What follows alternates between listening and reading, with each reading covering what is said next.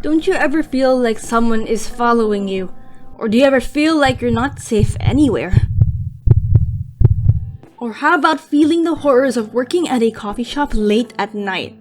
That is the premise of The Closing Shift, another Chilla's art horror game.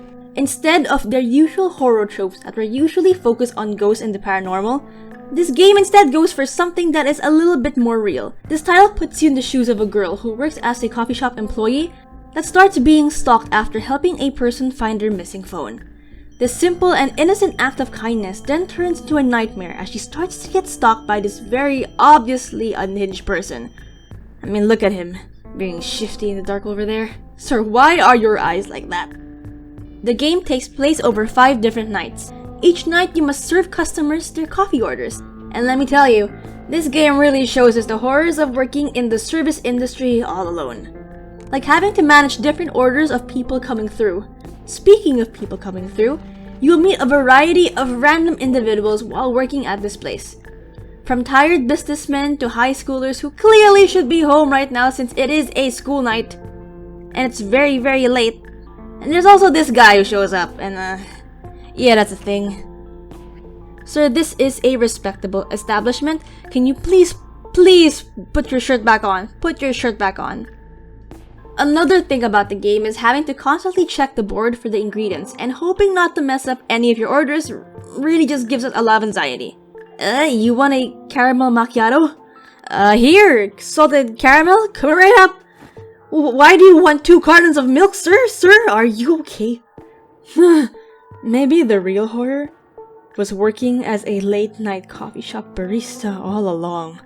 Okay, with that aside, the game does a really great job of really showing how paranoia starts to set in for our poor protagonist, which in turn also translates to us feeling paranoid.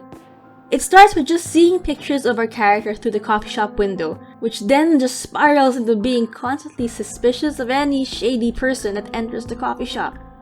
It really doesn't help that the NPC models just look very unsettling and uncanny. Like, I mean, look at them. Need I say more? The eerie feeling of constantly being followed or just being watched just feels very, very unnerving. Especially in the late parts of the game where you swear you saw someone suspicious only to find them not there at all. The game also doesn't really rely on the typical jump scare to really make you feel uneasy, but that won't stop them from at least giving you one cheap jump scare. It instead relies on the creepy feeling of being watched, making walking alone in the streets very scary.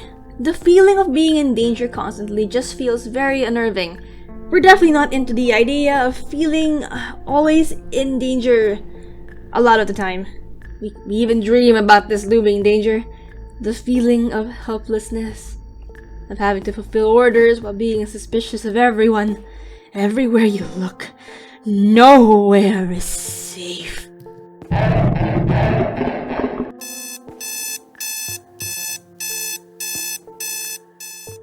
Although the game does a really good job in regards to the scary and uneasy feeling, it is not without some jankiness to it.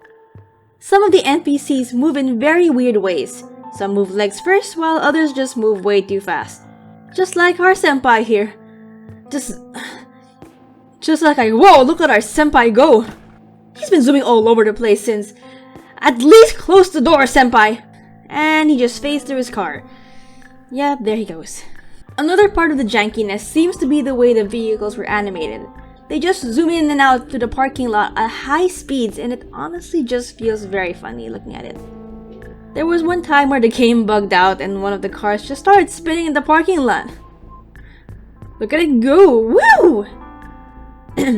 Okay, that may actually have been a game-breaking bug. All in all, the game is definitely one of the better games from Chilla's art. The way it sets up scares and uneasiness feels very realistic, as this could sadly actually happen to someone in real life, which is honestly a lot more scary than the usual ghost story horror games other titles go for. If you're looking for a great horror game with some really scary atmosphere, this game would be right up your alley.